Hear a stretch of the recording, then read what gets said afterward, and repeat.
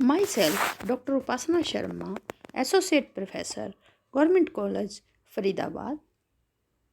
Today, my paper is International Organization, BA 5th SEM, and topic is United Nations Organization, Origin, Objective and Principles, Membership and Structure. ऐसा प्राय दिखाई देता है कि प्रत्येक बड़े युद्ध के बाद एक नई विश्व व्यवस्था की आवश्यकता अनुभव की जाती है तथा उनके प्रभावों के कारण मानवता की आत्मा पूरी तरह से झुलस जाती है। तब वह शांति की स्थापना के लिए प्रयास करती है। तो वह एक ऐसी संस्था की स्थापना करने का विचार उदित होने लगता है जो मानवों को युद्ध तथा बुरे प्रभावों से बचा सके। इसी संदर्भ में संघर्ष के स्थान पर राष्ट्रों के पारस्परिक विरोधों का शांतिपूर्ण ढंग से निपटारा कराने की व्यवस्था हो। प्रथम विश्व युद्ध के भीषण नरसंहार के बाद राष्ट्र संघ की स्थापना हुई। इस संस्था की स्थापना अंतर्राष्ट्रीय सहयोग व सद्भावना की दिशा में एक महत्वपूर्ण कदम था। इस संस्था का मुख्य उद्देश्य था अंतर्राष्ट्रीय विवादों का समाधान करना तथा आक्रामक कार्रवाई के विरुद्ध सदस्य राज्यों को सुरक्षा प्रदान करना। अमेरिका के तत्कालीन राष्ट्रपति वुडरो विल्सन ने इस संस्था के विद्वान को शांति का विधान और शांति का निश्चित गारंटी माना। लेकिन दुखद बात यह है कि समय बीतने के बाद जब परीक्षा की घड़ी आई तो राष्ट्रसंघ एक शक्तिहीन संस्था के रूप में उभरा। इस संस्था के आदर्शों को नजरअंदाज करते हुए जापान ने मंचूरिया पर, इटली ने अबिसीनिया पर हमला कर दिया, इसलिए इसका प्रमाण सही न लिखा। राष्ट्रसंघ जिसका मुख्य उद्देश्य था विश्व को भावी युद्ध से बचाना, दूसरे विश्व युद्ध के बाद वह पूर्ण रूप से असफल हुआ। इस कारण शांति स्थापना के लिए राष्ट्रसंघ के रूप में मानव का प्रथम प्रयास विफल हुआ और उसकी विफलता से अंतर्राष्ट्रीय संगठनों की उपयोगिता की आस्था समाप्त हो गई। गुडस्पीड ने लिखा है कि अंतर्राष्ट्रीय संगठन के माध्यम से शांति और सुरक्षा की स्थापना की खोज द्वितीय विश्व युद्ध के प्रारंभ होते ही समाप्त नहीं हुई। यद्यपि राष्ट्रसंघ अपने उद्देश्य में पूर्णतः असफल रहा, फिर भी 1939 में अंतर्राष्ट्रीय शांति भंग हो गई और दूसरा विश्व युद्ध हो गया। ऐसा राष्ट्रसंघ की स्थायी विचारधारा के कारण हुआ, स्वार्थी विचारधारा के कारण हुआ। युद्ध से पूर्व जब शांति की बात की आती तो राष्ट्रसंघ के सभी सदस्य इस बात का मजाक उड़ाते थे। युद्ध शुरू होते ही शांति के प्रयास शुरू हो गए। द्वितीय विश्व युद्ध पूरी मानवता को हानि उठानी पड़ी।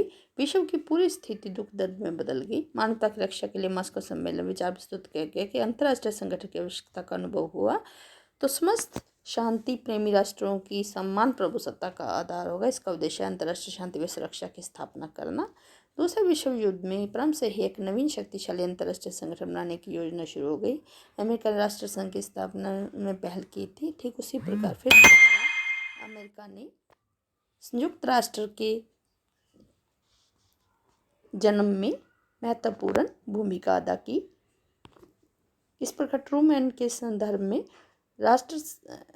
संयुक्त राष्ट्र संघ का चार्टर जिस पर अपने ही हस्ताक्षर किए हैं एक ऐसी शक्तिशाली है जिस पर सुंदर विश्व का निर्माण किया जा सकता है। इसके लिए इतिहास इसका सम्मान करेगा।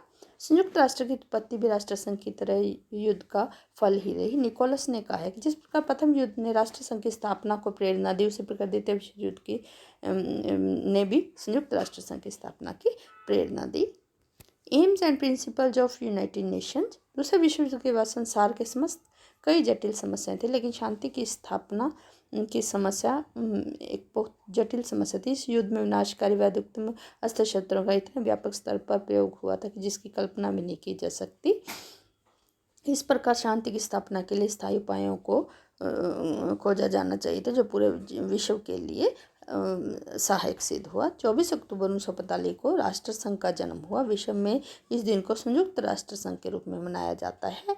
इस चार्टर में 111 धाराएं, 19 अध्याय और चार्टर 10,000 शब्दों में अंकित है। Preamble to the United Nations. संयुक्त राष्ट्र चार्टर का सार तत्व उसकी प्रस्तावना में निहित है। प्रस्तावना में लिखा है कि राष्ट्र के लोग यह दृढ़ निश्चय करते हैं कि हम भावी पीढ़ियों को युद्ध की भयंकरता में हम मानव के अधिकारों में मानव व्यक्तित्व की प्रतिष्ठा एवं मूल्यों में, स्त्री तथा पुरुषों के समान अधिकारों में, छोटे बड़े में समानता के विश्वास प्रकट करते हैं तथा ये प्रतीक्षा करते हैं कि हम एक दूसरे के साथ इन उद्देश्यों की पूर्ति के लिए हमेशा सहयोग प्रदान करें। संयुक्त राष्ट्र के लोग ऐसा प्रतीत होता है कि यह संस्था विश्व के लोगों के लिए, विश्व के लोगों की भलाई के लिए बनाई गई है। प्रस्तावना अनुच्छेद 1 से 2 के में संक्षिप्त है। चार्टर के में कहा गया है कि हम संयुक्त राष्ट्र को अपनी पीढ़ियों को, अपने भावी विश्व युद्ध को बचाएंगे जिसने हमारे जीवन काल में बार बार मानव जाति पर अत्यधिक अत्याचार किए हैं। मूल अधिकारों की रक्षा करेंगे, ऐसा वातावरण उत्पन्न करेंगे जिसमें न्याय स्थापित हो सके, अंतर्राष्ट्रीय कानून तथा संधियों की भावना बढ़ सके, व्यापक स्वतंत्रता को महत्व देंगे, अंतर्राष्ट्रीय सुरक्षा के लिए अपनी शक्तियों का संगठन करेंगे, आर्थिक व सामाजिक उन्नति के लिए अंतर्राष्ट्रीय साधनों का उपयोग करेंगे। उद्देश्यों की प्राप्ति के लिए हमने मिलकर प्रयास करने का निश्चय किया, इसलिए हमारी सरकारें अपनी गतिविधियों के रूप में सैन फ्रांसिस्को नगर में इकट्ठी हुई। इस संगठन का मुख्य उद्देश्य मानवाधिकारों को सुरक्षा प्रदान करना। ऐसे करोड़ों लोग जो शोषण के शिकार हो चुके थे, उनकी सामाजिक आर्थिक स्थिति में सुधार लाना इनका मुख्य उद्देश्य था। यूएन के सदस्य दो प्रकार के थे, मूल तथा प्रारंभिक सदस्य। वे राज्य हैं जिन्होंने 1 जनवरी 1942 को संयुक्त राष्ट्र की घोषणा पर हस्ताक्षर किए और 1945 सैन फ्रांसिस्को सम्मेलन में भाग लिया। बाद में प्रवेश आने वाले सदस्य वे थे। अनुच्छेद 4 में व्यवस्था की गई है, कहा गया है कि संयुक्त राष्ट्र के सदस्य सभी शांतिवीर राज्यों के लिए खुली है जो वर्तमान चार्टर में दिए गए दायित्वों को स्वीकार करते हों। इनका मुख्यालय न्यूयॉर्क के लेक 1946 में लेक संसद नामक स्थान पर अंतर्राष्ट्रीय मुख्यालय किया गया। दिसंबर 1946 में संयुक्त राष्ट्र की अमेरिका के जॉन डी राफेल न्यूयॉर्क द्वारा हेक्टेयर भूमि खरीदने के लिए $85 लाख की जमीन स्थायी रूप से उपहार प्रदान की गई। संयुक्त राष्ट्र संघ के ध्वज को 1947 में अधिकार में अधिकृत किया गया। इसका ध्वज हल्के नीले रंग का है, बीच में सफ़ेद संयुक्त राष्ट्र का प्रतीक माना जाता है। इसको दोनों ओर से गिरे हुए जैतून की टहनियों का एक जोड़ा है जो ऊपर की ओर खुली हुई है। इनका कार्यालय की जो भाषा है वो अंग्रेजी, फ्रेंच, चीनी, रूसी, अरबी, स्पेनिश है, किंतु समानता कामकाजी अंग्रेजी और फ्रेंच में ही करा जाता है। बजट है इस प्रकार इनका। तो संयुक्त राष्ट्र संघ के अब AIIMS and objectives of UNO, प्रत्येक सामान्य उद्देश्यों की चर्चा की गई है। इसमें उद्देश्यों को पाया गया है कि इसमें अध्याय 1 धारा में इनके उद्देश्यों का वर्णन किया गया है। अंतर्राष्ट्रीय शांति व सुरक्षा की स्थापना करना। संयुक्त राष्ट्र का दूसरा कार्य उद्देश्य सभी राष्ट्रों के बीच मैत्रीपूर्ण संबंधों को स्थापित करना, सामाजिक, सांस्कृतिक तथा मानवतावादी समस्याओं को समाधान करना, केंद्रीय स्थान की व्यवस्था करना, तो शांतिपूर्ण सुरक्षा को कायम रखना, राष्ट्रों के बीच मैत्रीपूर्ण संबंधों का विकास करना, आत्मनिर्णय व समान अधिकारों के सिद्धांत के आधार पर कार्य करना, इंटरनेशनल कोऑपरेशन में विश्व शांति तथा सुरक्षा को बनाए रखना इसका मुख्य लक्ष्य माना गया है। प्रत्यक्ष प्रभाव राष्ट्रों के शक्ति संघर्ष पर ही पड़ता है। कोऑर्डिनेशन की भावना को स्थापित करना, राष्ट्रों के कार्यों के में सामंजस्य से स्थापित करना, इसके लिए केंद्र के रूप में कार्य करना, आर्थिक, सामाजिक व सांस्कृतिक कार्यों का प्रतिपादन करना। संयुक्त राष्ट्र की सफलता अंतर्राष्ट्रीयवाद के विकास पर निर्भर करती है। जीडी को जिस प्रकार प्रजातंत्र की सफलता जागरूक जनमत पर निर्भर करती है, उसी प्रकार अंतर्राष्ट्रीय संगठनों को विकसित अंतर्राष्ट्रीयवाद की भावना पर आधारित है। यह 21वीं सदी में विकसित अंतर्राष्ट्रीय का अनुवाद का अभाव है। प्रिंसिपल्स ऑफ यूनाइटेड नेशंस, प्रस्तावना अनुच्छेद 1 में संघ के उद्देश्यों का वर्णन किया गया। देशों को देना ही पर्याप्त नहीं, इनकी प्राप्ति के लिए आवश्यक है सदस्यों के मार्गदर्शन के लिए कुछ सिद्धांत भी उल्लेखनीय हैं, जैसे कि संयुक्त राष्ट्र सभी सदस्यों को समानता व प्रभुसत्ता संपन्न सिद्धांतों पर आधारित है। सभी सदस्य अपने दायित्वों को पालन करने के लिए वचनबद्ध है। सभी सदस्य अंतर्राष्ट्रीय झगड़ों का निपटारा शांतिपूर्ण ढंग से करेंगे। सदस्य राज्य दूसरे राज्यों के अखंडता व राजनीतिक स्वतंत्रता के विरोध में न तो कोई धमकी देंगे, न ही उनका प्रयोग करेंगे। संयुक्त राष्ट्र के द्वारा की गई कार्य के अनुसार सहायता देने के लिए वचनबद्ध होंगे। अंतर्राष्ट्रीय शांति व सुरक्षा को बनाए रखने के लिए उद्देश्य के संघ की कार्रवाई को लागू करने के लिए सदस्य नहीं है। प्रभुसत्ता संपन्न समानता निम्नलिखित शीर्षक हैं, जैसे सॉवरेन इक्वालिटी। प्रभुसत्ता शक्ति का अर्थ है कि वह किसी राष्ट्र किसी दूसरे राष्ट्र के अधीन नहीं है, परंतु उसकी आज्ञा ही सर्वोपरि है। समानता से प्राय के अंतर्राष्ट्रीय सदस्य राज्यों के रूप में सभी सदस्य समान माने जाएंगे। गुड फेथ संघ का दूसरा धर्म सिद्धांत है कि सभी सदस्य चार्टर के सारा अपने कर्तव्यों का पालन करने के लिए वचनबद्ध हैं। ऐसा इसलिए किया गया है ताकि संयुक्त राष्ट्र अपने आदर्शों की पालना में सफलता प्राप्त कर सकें। पैसिफिक सेटलमेंट ऑफ डिस्प्यूट तीसरा महत्वपूर्ण सिद्धांत है। यह सभी सदस्य राज्य अपने विवादों को शांतिपूर्ण ढंग से हल करेंगे। 2 के अनुसार संयुक्त राष्ट्र के सभी सदस्य राज्य अपने विवादों का समाधान शांतिपूर्ण ढंग से करेंगे। एब्सेंस ऑफ थ्रेट और यूज ऑफ फोर्स संयुक्त राष्ट्र का चौथा सिद्धांत है कि अंतर्राष्ट्रीय संबंध में कोई भी सदस्य राज्य न तो शक्ति का प्रयोग करेगा, न ही धमकी देगा, न ही ऐसा कोई कार्य करेगा जिससे उद्देश्यों के प्रतिकूल हो। असिस्टेंस संयुक्त राष्ट्र का 5वां सिद्धांत है कि जब राष्ट्र चार्टर के अंतर्गत संयुक्त राष्ट्र कोई कार्यवाही करेगा तो सदस्य राज्य उसे सभी प्रकार की सहायता प्रदान करेंगे। किसी ऐसे राष्ट्र को मदद नहीं करेंगे जिसके विरुद्ध कोई निरोधात्मक या प्रतिरोधात्मक कार्रवाई कर रहा हो। Principles regarding non members states संघ का सिद्धांत यह कि गैर सदस्य राज्यों से संबंध रखता है। चार्टर की धारा 2 में कहा गया है कि शांति व सुरक्षा को बनाए रखने के लिए जहाँ तक अनिवार्य होगा वह संस्था व्यवस्था करेगी जो देश भले ही संघ के सदस्य नहीं हैं। डोमेस्टिक जुरिस्डिक्शन इसका सदस्य राज्यों के गृह व घरेलू मामलों में संबंध रखता है। 2 में 7 में अंकित की गई है। इसका आंतरिक तथा घरेलू क्षेत्र से है, लेकिन इस वाक्य की भाषा स्पष्ट नहीं है। इस प्रकार हम कह सकते हैं कि उपयुक्त सिद्धांतों के अलावा एक अन्य सिद्धांत यह भी जिसका वर्णन चार्टर में नहीं किया गया सफलता व विफलता इसी सिद्धांत पर आधारित है। यह सिद्धांत है महाशक्तियों की एकता का सिद्धांत, जिसमें कोई भी अंतर्राष्ट्रीय संगठन सफलता की प्राप्ति नहीं कर सकता। गुडरिच के अनुसार का है कि मौलिक सिद्धांत हैं, ये वह मौलिक सिद्धांत हैं जितने चार्टर में पवित्र उद्देश्यों से वर्णित अन्य सिद्धांत।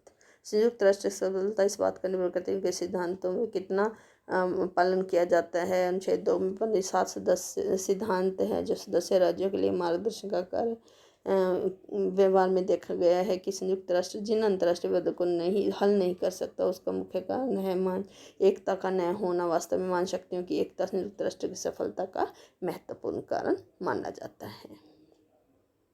इस प्रकार कुछ एजेंसियां जैसे WHO, ILO, UNESCO,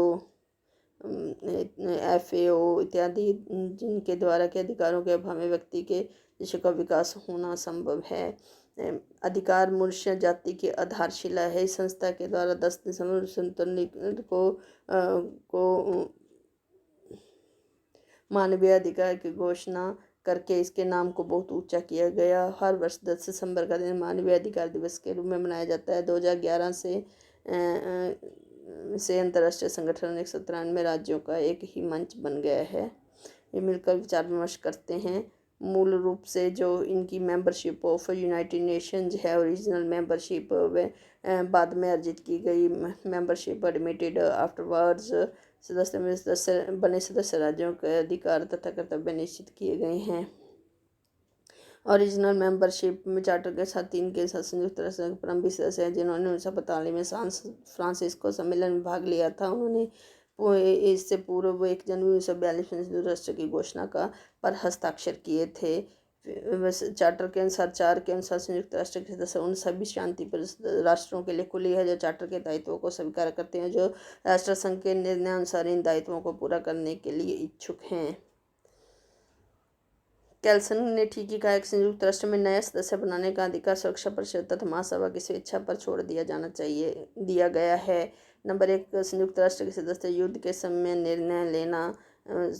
इसके अलावा कंडीशंस फॉर मेंबरशिप सभी देशों के लिए खुली है। इसके अनुसार नए सदस्यों के लिए निम्न शर्तें हैं: संप्रभु हों, शांति प्रिय हों, चार्टर द्वारा प्रस्तावित कर्तव्यों को स्वीकार करते हों, कर्तव्यों को पूरा करने में समर्थ हों। संप्रभु राज्य की शर्तें: आवेदनकर्ता को संप्रभु राज्य होना चाहिए, उनका व्यय के डोमेन तथा उपनिवेश संयुक्त राष्ट्र का सदस्य नहीं होना चाहिए, शांतिपूर्ण राज्य होने चाहिए। आवेदनकर्ता के लिए दूसरी शर्त यह है कि इसके लिए कि शांतिपूर्ण राज्य किसे कहेंगे, चार्टर में उनकी स्पष्ट व्याख्या नहीं की गई है। कर्तव्यों का पालन करना चाहिए, योग्य एवं इच्छुक राज्य है जो कर्तव्यों की पालना के लिए योग्य इच्छुक होना चाहिए। यह शर्त भी स्पष्ट है। नए सदस्यों के लिए प्रक्रिया अनुच्छेद 4 में वर्णित किए गए संयुक्त राष्ट्र की सदस्यता प्राप्त करना आसान कार्य नहीं है। इस प्रकार सदस्यता की समस्या के संबंध में अंतर्राष्ट्रीय में 2 प्रकार के परामर्श किए गए। अंतर्राष्ट्रीय न्यायालय से पूछा गया और ऐसी शर्तों पर सदस्यता की जानी जो चार्टर में स्पष्ट रूप से अंतर्राष्ट्रीय न्यायालय की सलाह दी गई। वर्णन करता है कि राज्य हो, आवेदनकर्ता शांतिपूर्ण राज्य हो, इसमें वर्णित दायित्वों को पूरा करने में सक्षम हो। इस प्रकार निलंबन सस्पेंशन चार्टर की धारा 5 में निलंबन से संबंधित है। यदि संयुक्त राष्ट्र किसी भी सदस्य के विरुद्ध सुरक्षा परिषद द्वारा निवारक या बाध्यकारी कार्रवाई की जा रही हो तो ऐसे में सुरक्षा परिषद सिफारिश पर महासभा 2/3 बहुमत से उस राज्य को सदस्यता के अनिवार्यता विशेष अधिकार को प्रयोग करने से रोक भी सकती है। एक्सपल्शन चार्टर की धारा 6 में निष्कासन की भी बात की गई है। इसमें कोई भी सदस्य चार्टर के सिद्धांतों का बार बार उल्लंघन करता है तो ऐसी स्थिति में सिफारिश पर महासभा 2/3 बहुमत के देश को संस्था से निष्कासित भी कर सकती है। सदस्यता त्यागना विड्रॉल ऑफ मेंबरशिप में चार्टर सदस्यता त्याग करने की कोई भी व्यवस्था नहीं है, जबकि राष्ट्रसंघ की प्रस्ताव में यह व्यवस्था की गई थी कि कोई भी सदस्य 2 वर्ष का नोटिस देकर संघ की सदस्यता को छोड़ सकता है। Those countries who are not member of UN, जो राष्ट्रसंघ के सदस्य नहीं, उन्हें भी अंतर्राष्ट्रीय शांति और सुरक्षा बनाए रखने के मार्ग में बाधक नहीं बनने दिया जाएगा। ऐसे राष्ट्र को शांति को भंग करने का प्रयास करेंगे तो उनके विरुद्ध भी कार्रवाई होगी। संयुक्त राष्ट्र की सदस्यता व्यवहार में राजनीतिक व नैतिक कारण पॉलिटिकलाइजेशंस और मोरलाइजेशंस। इसमें पॉलिटिकलाइजेशन में 4 दशक का ऐतिहासिक बात करती है कि समस्या राजनीतिक कारणों पर अधिक आधारित है। पूर्व सोवियत संघ व अमेरिका दोनों महाशक्तियाँ एक दूसरे के राज्यों को तब तक संघ की सदस्यता नहीं देने देंगी जब तक उनके बंधुओं को उनका अपना सदस्य न लिया जाए।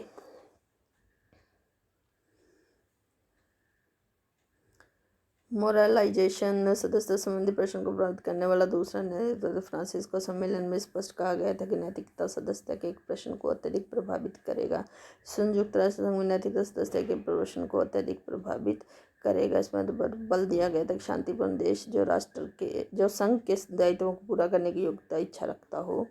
इस पर वर्तमान काल में अंतर्राष्ट्रीय में बहुत अधिक बदलाव हुआ है। शीघ्र में 25 दिसंबर 1991 को सोवियत संघ के विघटन के बाद अब स्थिति में पूर्णतः परिवर्तन हो चुके हैं। इन स्थितियों में राष्ट्र में सभी राज्यों की सदस्यों का मार्ग प्रशस्त हो सकता है। Question of membership of red China. तो 26 अक्टूबर 1971 को महासभा द्वारा कि लाल चीन को संघ की सदस्य बनाए जाने का प्रस्ताव स्वीकार कर लिया गया। इस प्रकार संयुक्त राष्ट्र की सदस्यता प्राप्त करना राष्ट्रों के लिए गौरव व गरिमा की बात बन गई है। संयुक्त राष्ट्र का सदस्य होने के संबंध देश को अंतर्राष्ट्रीय क्षेत्र में विशेष मान्यता प्राप्त होती है। ऑर्गन्स ऑफ यूएनओ महासभा है जो जनरल असेंबली है, सबसे प्रमुख अंग है। सभी सदस्य राष्ट्र इसके सदस्य होते हैं। इस प्रकार वर्तमान में महासभा के 17 सदस्य देश हैं। प्रत्येक सदस्य अपने 5 प्रतिनिधि इस सभा में भेज सकता है। सिक्योरिटी काउंसिल इसका दूसरा अंग है, जिसके 5 स्थायी सदस्य तथा 10 अस्थायी सदस्य होते हैं। टोटल 15 सदस्य होते हैं। सोशल तथा इकोनॉमिक काउंसिल भी इसका 30 सदस्य, जिसका महत्वपूर्ण कार्य संस्था कर रही है संसार में गरीबी असमानता आदि को दूर करना। ट्रस्टीशिप काउंसिल भी पुराने उपनिवेश को प्रशिक्षित करना और उन्हें स्वतंत्रता के लिए तैयार करना है। इंटरनेशनल कोर्ट एक महत्वपूर्ण अंग है। वास्तव में यह पुराने अंतर्राष्ट्रीय न्यायालय का ही विकसित रूप है। इसे संयुक्त राष्ट्र की स्थापना के साथ ही कर दिया गया था। द सेक्रेटरीट संयुक्त राष्ट्र का प्रबंधक का काम चलाने के लिए चार्टर के सचिवालय की स्थापना की गई है, जिसमें संगठन के विस्तार कर्मचारी होते हैं, जिनका मुख्य महासचिव होता है। उपयुक्त विधान से स्पष्ट हो जाता है कि अंतर्राष्ट्रीय व्यवस्था संयुक्त राष्ट्र के समस्त कार्य की सराहनीय भूमिका समस्त सदस्यों की सराहनीय भूमिका निभाते हैं। इस प्रकार हम देखते हैं कि संयुक्त राष्ट्र विश्व में शांति स्थापित करने का एकमात्र ऐसा संगठन है जो यही कारण है कि शीत युद्ध समाप्त हो गया तथा विश्व का खतरा भी अभी टल गया है। संयुक्त राष्ट्र के प्रमुख अंगों में विशिष्ट अभिकरणों का वर्णन आगे हम अध्यायों में करेंगे।